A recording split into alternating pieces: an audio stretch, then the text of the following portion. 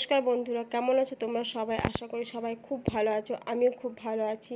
তো তোমাদের জন্য আজকে একটা নতুন রেসিপি নিয়ে এসেছি। সেটা কি, যে এক বাটি বেসন এবং এক বাটি দুধ দিয়ে কীভাবে দোকানের মতো সন্দেশ তৈরি করা যায়, যা খেতে খুব টেস্টি হয় এবং খুব সহজেই তৈরি করে নেওয়া যায়। তো তার জন্য কি করতে হবে, আমাদের এক বাটির মতো আমরা বেসন নিয়ে নিয়েছি, এক বাটি দুধ এবং কয়েকটি এলাচ আমি চিড়িয়ে নিয়ে নিয়েছি। এরপর একটা বাটিতে আমি দুধটা ঢেলে দেবো, তার মধ্যে 2 চামচ ঘি দিয়ে দেব। 2 চামচ ঘি দিয়ে দিলাম।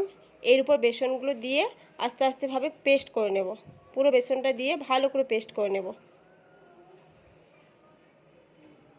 দেখো আমি আস্তে আস্তে দিয়ে পেস্ট করছি, একদম যেন কোথাও ডাব ডাব না থাকে। আমার পেস্ট দেখো অনেকটা হয়ে এসছে। আর এবার ভালো করে আমি 2 হাত দিয়ে করে নেব। পেস্ট করার পর কিছুক্ষণ রাখবো, 5-7 মিনিট ঢেকে রেখে দেব।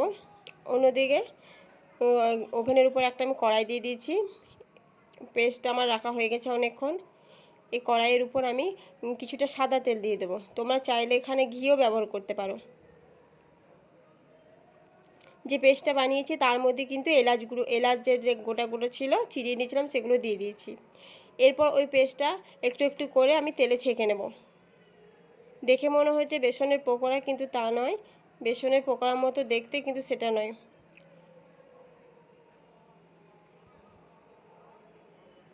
এভাবে এপিট ওপিট করে আমি ভালো করে ভেজে নেব।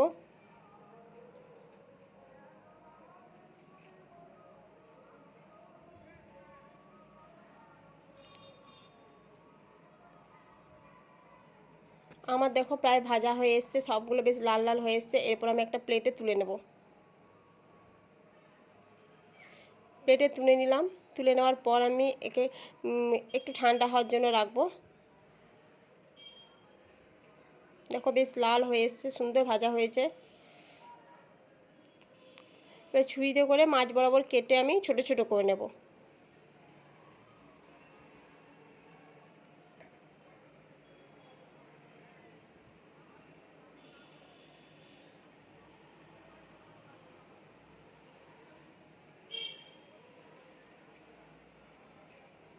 তো দেখো আমার বেশ সুন্দর একদম ভিতরটা নরম হয়ে এসছে। একটু চিপলেই বুঝতে পারা যাচ্ছে বেশ সুন্দর স্পঞ্জের মতো নরম হয়ে গেছে। এরপর আমি সবগুলো ওরকমভাবে কেটে নিয়েছি। এরপর এটা আমি গ্রাইন্ডারে ভালো করে পেস্ট করে নেব।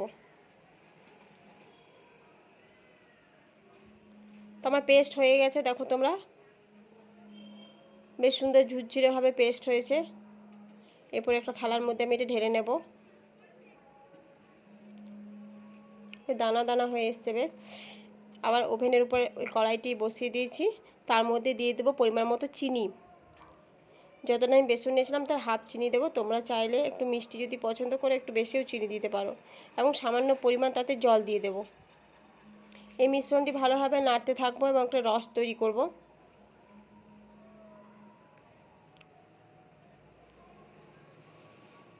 চিনিটা আস্তে আস্তে গলতে লাগবে।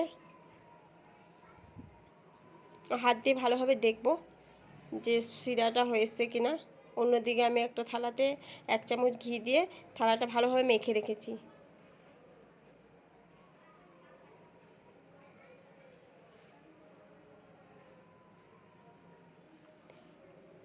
এই দিকটায় রসটা আমার বেশ ফুটছে। বারবার নেড়ে দিতে হবে, নাছাড়া নিচে চিনিগুলো লেগে যেতে পারে।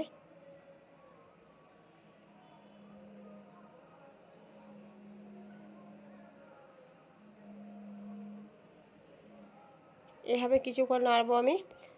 হাত দিয়ে দেখে নেবো একবার, দুটো হাতের মধ্যে যদি চিপটে যায় তা বুঝবো যে আমার রসটা হয়ে এসছে।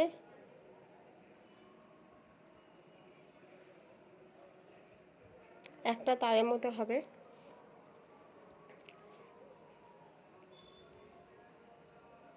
এটা খুব ইজি একটা প্রসেস এবং সহজেই বানিয়ে নেওয়া যায়, কোনো ঝামেলা ঝঞ্ঝট কিছু নেই। এবং খেতেও খুব সুস্বাদু।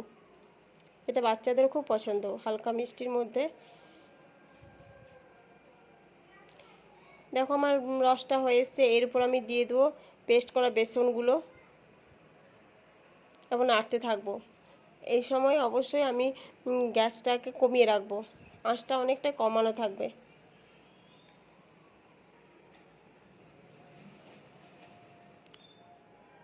সবগুলো দিয়ে দিয়েছি, এরপর ভালোভাবে আমি নেড়ে নেব, নাড়তে থাকবো।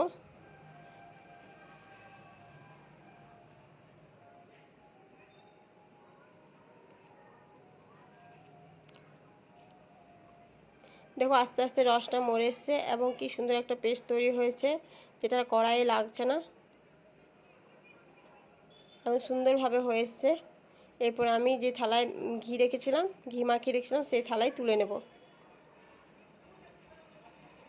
খুব গরম আছে ওই জন্য হাত দিচ্ছি না, একটু ঠান্ডা হওয়ার জন্য রাখবো, তারপর হাত দিয়ে শেপটা নিয়ে আসবো। হাতে একটু ঘি নেব, দেখো আমি শেপটা নিয়ে এসেছি। হাত দিয়ে আবার উপরে একটু ঘি ছড়িয়ে দিলাম। কিছু ড্রাই ফ্রুট ছিল, ড্রাই ফ্রুট বলতে কাজু ছিল, সেগুলো কুচিয়ে আমি প্রথমেই দিয়ে দিই, সেটা দেখানো হলো না।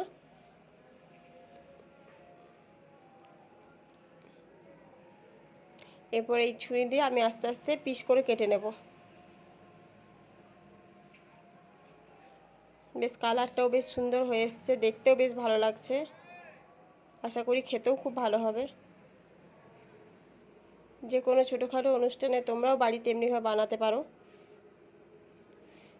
তো দেখো আমি পিস পিস করে নিয়েছি, কি সুন্দর উঠে চলে আসছে, হাতে কোনোটার সাথে কোনোটা লাগছে না, ছেড়ে ছেড়ে উঠে আসছে। তো আমি সবগুলো হাতে করে তুলে তুলে অন্য একটি প্লেটে সুন্দরভাবে সাজিয়ে রাখবো।